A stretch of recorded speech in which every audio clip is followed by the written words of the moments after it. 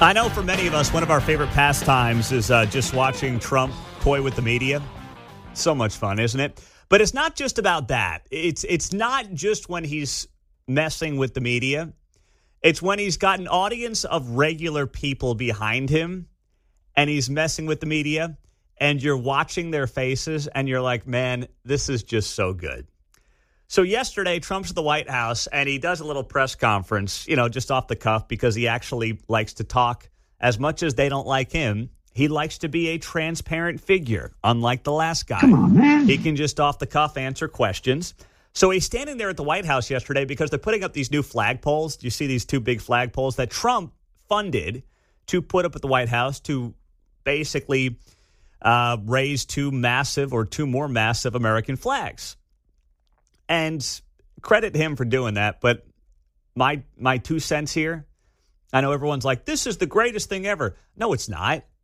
Because you know as well as I do that when the other party eventually gets itself back into the White House, and that's how this country works, it'll flip back and forth. Trust me, there's going to be a Democrat president again one day. What flags are they going to be putting up that flagpole? I promise you, it probably won't be American flags. I'm just going to spitball that for you. So I'm not wild about it because I wonder that when the other side gains some power, what flags might they throw up on those flagpoles? Just saying. But I don't want to ruin a good moment here for the president of the United States. We appreciate him funding these flagpoles. So he's doing a little off-the-cuff press conference, and he's got a bunch of regular workers behind him, the guys who are, pouring the concrete, getting the flagpoles up, the whole thing.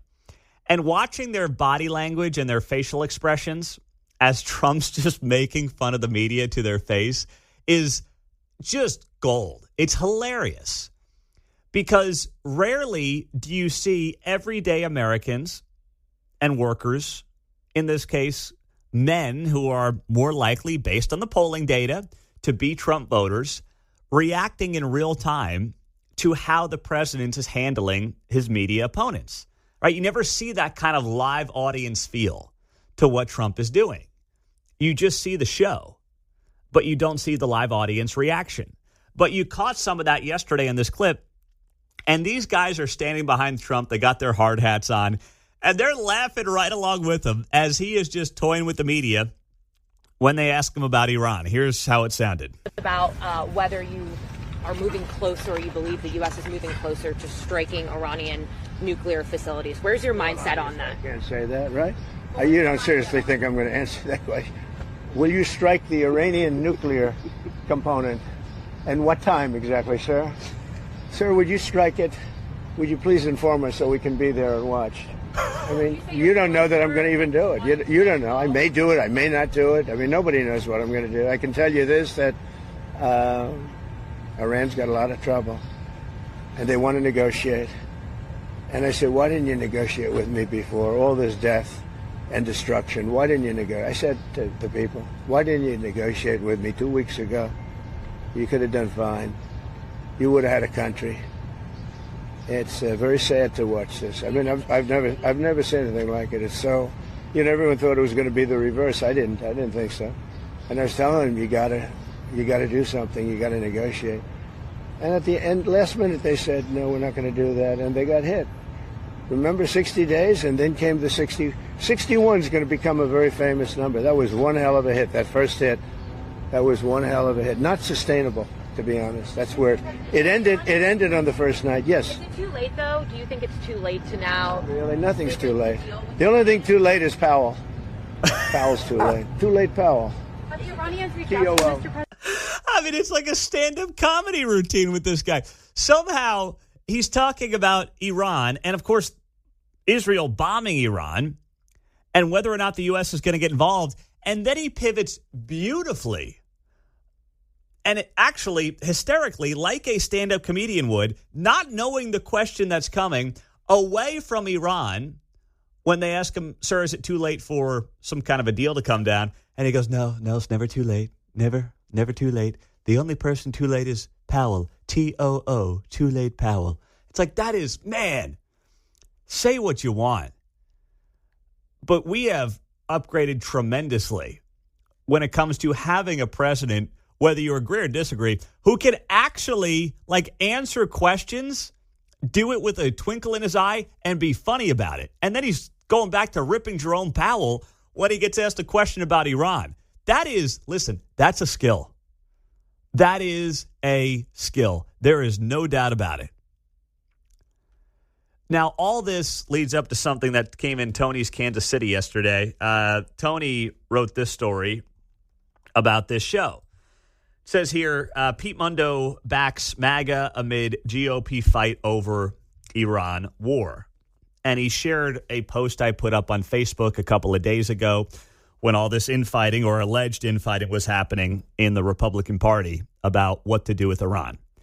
And my main point here was that too many people are framing this as a very black and white either or proposition. And it's not.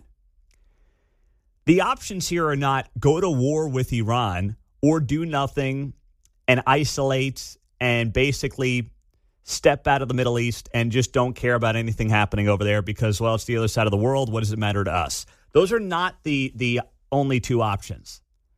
And that's what we've talked about the last couple of days on this show. So you can call it whatever you want, but when I saw Tony's headline, Pete Mundo backs MAGA, do I now get to call all the people who have called me a rhino when I've questioned something Trump has done or I've disagreed with something Trump has done and they call me a rhino? Do I now get to call them a rhino? Is that how this works in the name game, blame game that we currently live in on social media? I say that very much tongue-in-cheek. But that's the dumb world that some people want to live in, right? I know you are, but what am I? Yeah. Thank you, John. That's how some people want to basically frame everything. I don't view it as like I'm agreeing with Trump or agreeing with MAGA or whatever you want to call it. I mean, if you want to call it that, that's fine. If Tony wants to frame the headline that way, that's totally fine. But for me, it's more about, hey, what's in the best interest of America on this deal? And in this case, it's backing Israel, letting Israel basically do all the dirty work, knowing that we're just the guys who have their back. We're basically the biggest, baddest bully on the block. And we're just there. We're lingering. We're in the background. And people know, hey, don't screw with us. And that's basically what Trump is doing here over the last few days. Peace through strength. And where are all my taco bros at? Remember the taco acronym became a big deal over the last few weeks. Trump always chickens out, notably with the tariffs. But in general, that was kind of becoming a big meme. Where are my taco bros at? After on day 61... when Trump tells the Iranians, you got 60 days to figure this deal out. Should have done the deal. Should have taken the deal. Didn't do the deal. Day 61. What did he say in that clip? The number 61 is going to go down in history. No, it's not. But either way, it was a good line. But it's like that's how some people want to frame everything. And I'm not going to frame it that way. And that's where I think having conversations with you on this show at 913-408-7957 is valuable. Because we know, and you're smart enough to know there's a gray area. But on Facebook and X and Instagram, and I don't get as much of it on Instagram because Instagram's kind of like where I don't do anything news-related or political at all. It's just like if you want to see pictures of Woody and me doing dumb things on the weekend, that's on Instagram. But on the other social media platforms in particular, it's like people are so quick to just lob a name against you if you disagree with Trump or agree with Trump or whatever it might be. And it's like I just kind of pick and choose based on what I believe. And most of the time, that's going to align with this administration and the president of the United States. 913-408-7957. Randy's in Napoleon. Hey, Randy, good morning. Hey, good morning. You heard the old term, nothing's impossible to the man that doesn't have to do it. And the media keeps trying to catch Trump in a catch-22, and he keeps popping them into the catch-47. He literally masterfully deals with these childlike behaviors that have always stymied everybody else because he's already got his mind made up. He's a set man, and a man with a set conscience never has a problem. So it's fun to watch him play them like a fiddle. That's good. A catch-47. I like that. Do we call it a catch-45-47, or do we just say 47? catch 47 because he's better at it this time. That's great. Yeah, and I agree with you, man. He is definitely better at it this time around. It's like anything else in life. You're better the second time around. Most of the time, at least. You're better the second time around. That's good. And you're right, he does. You know, if you thought, hey, he might be losing a step approaching 80, not when it comes to toying with these folks on the media side. He's still having a field day doing it. The O'Reilly Morning Update is coming up. We've got Mayor Quinton Lucas at the bottom of the hour, 7:35, here on KCMO Talk Radio. We are live on a Juneteenth morning on 95.7 FM, and you can stream us and download the KCMO Talk Radio app if you're home and off today. Mayor Lucas coming up in 20 minutes.